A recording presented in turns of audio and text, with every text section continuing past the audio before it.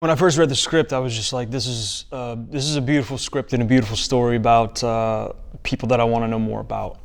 And then, of course, you know, the real, I guess, curiosity was these are real people. You know, there's a real Tim Timmons, there's a real Bart, Millard, there's a real Shannon, Hillary, like everybody in the film, they're real folks. So I think that kind of piqued my interest in terms of, well, yes, there's Hollywood or partially fictionalized version of these lives, of course, but who are they at their core? Who's Tim Timmons at his core? Tim Timmons he's a jokester. He's crazy positive in light of everything he's personally experiencing, you know, with cancer and whatnot. He has a beautiful wife, beautiful family. And when I say beautiful, I'm like just the spirit and soul of this human being, and his family are, you know, just wonderful to be around. The one thing that I was a little afraid of in playing this real lovely human being was the musicality of it. You know, I played a little guitar when I was a teenager and in my 20s, barely. Whenever we would do 2 plays a year in high school. There'd be like the straight play. I was never known for being the voice, which has been a fun challenge to overcome. I was also trying really hard to harness and capture the way that Tim plays and the way that Tim performs. But yeah, you know, you just, like, that's what we do as actors. You got your road map, and the people kind of, you know, patting you on the shoulders and telling you where to go, and you just kind of go and do it. Oh man, I mean, stepping into Tim's shoes, the first thing that I learned about just him as a human being was his gratitude, his grace, and his presence. He is right there with you all the time, and it's genuine. He's so fascinated in learning about the world and individuals, and you know, we kind of grew up in a similar part of Southern California, so we had that bond. We had similar interest in surfing, so we had that bond. But fundamentally, like, Tim is a very present person, present man. You know, I'm sure partly because of the cancer he lives with, but two, that's just who he is. And he kind of radiates this goodness that everybody around him just feels better because he's around. Oh man, so in the beginning of the film, you know, when we meet Tim, you know, we see him, you know, in his house with his wife. He's going through something, you know. I think in his first moments we see like a stitch of pain. Don't really know what it is. You know, we see him, you know, lining up an X on his wrist. We don't quite know what that is just yet. And we see just this phone call that changes his mood and totally lights up his morning, which he shares with his wife, Hillary. And you know, from there, it's just this ride of excitement. You know, Tim's joining a tour, like one of the first tours he's been on, and it's just a huge moment, and he's grateful. He's grateful for it. He's soaking it up. He's, you know, making friends when I think there's a little bit of friction with he and Bart, because Bart is going through something very heavy himself, but they don't quite know it. They don't line up on that heaviness just yet. Tim recognizes it. And along in the journey of Tim, you know, what we do uncover is he has cancer, and it's not a good one, and it's progressively getting worse, his health, and ultimately to the point where, you know, he's going to have to step away from the tour and you know, deal with it.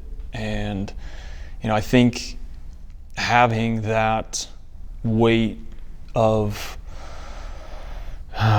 you know, what some people consider a death sentence, someone's, you know, telling you like, hey, you only have a short amount of time to live. It's like you can either, you know, lay down and give up, or you just move forward positively. And Tim is one of those guys that keeps moving forward positively, you know. And so his journey is not one without struggle, but I think his presence and grace and the way that he embraces his faith and embraces those that he loves and life, you know, it kind of like pulls him through it.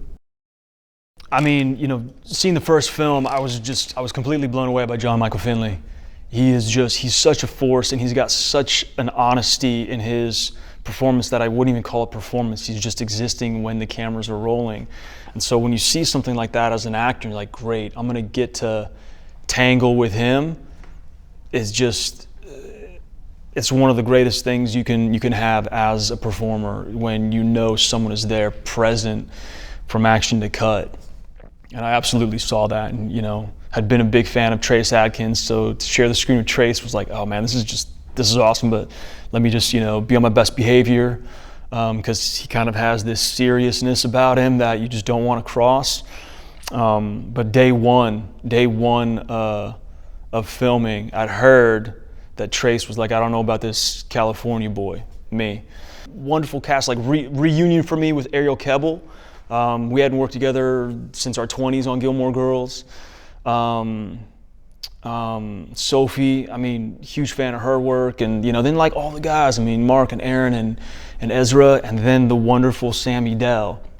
You know, like it's been such a good collection of people that I think we have all had a good time making this, that the work is just, I think it's going to show on screen. I think it's going to show on screen the good time that we're having on set. I mean, Sammy he's got natural talent, and beyond it, he's just a wonderful guy, wonderful young man. Comes from good parents, you can tell. And to see him again, able to tap into that, I guess, raw human quality when the cameras are rolling, that a lot of times some actors have to work for, he just naturally has it. His instinct is spot on, his timing is great. He's also just, you can tell he's enjoying it, and through that, I think it's gonna show. Red Rocks was a blast. There's this tunnel underneath, I think it's called the front of house, FOH tunnel, where it goes from like the soundboard in the middle of the audience out to where the stage, like backstage is. And on it, in this tunnel, there are signatures and graffiti from every musician, artist, band that has played there. So you're walking through, you're like, whoa, that's the Beatles, whoa, it's John McCartney, that's John Mayer, and you're like seeing all these names and then bands you've never heard of. So the historical side of it was pretty rad, but then you're also looking at nature, these like two massive, beautiful, smooth stone red rocks. And everything that's behind the stage is just in the acoustics behind us. Like, who came up with this? Like, what magic is that? You know, it was fun. It was fun. Definitely once in a lifetime experience too. Like being in front of 10,000 people and kind of like that setting and that stage. I'm brand new to the whole world, you know, but it was something, right when I read the script, I got very curious, got very interested. And so, you know, look up a lot of Tim Timmons music and songs and videos on YouTube and whatnot. And then it was like, look up MercyMe. But even before any of that, like watch the first film and just blown away by the story and the performance and everything. And yeah, I kind of became like a very quick fan of all of these people. I mean, I think this film is about lost connections and finding those connections again. The connections that we have to our loved ones, and then also the connections that we have within ourselves. You know, sometimes you got to dig deep and find that strength of yourself to move forward. Sometimes you have to lean on other people. Sometimes you need to lead other people. And I think in all of that too, this undercurrent and foundation of faith and belief in something greater than ourselves. I think that's what the film is for me, you know, is there's got to be something that just keeps us going, and it's something that's in us and never leaves us, whether we're alone or in a crowded room.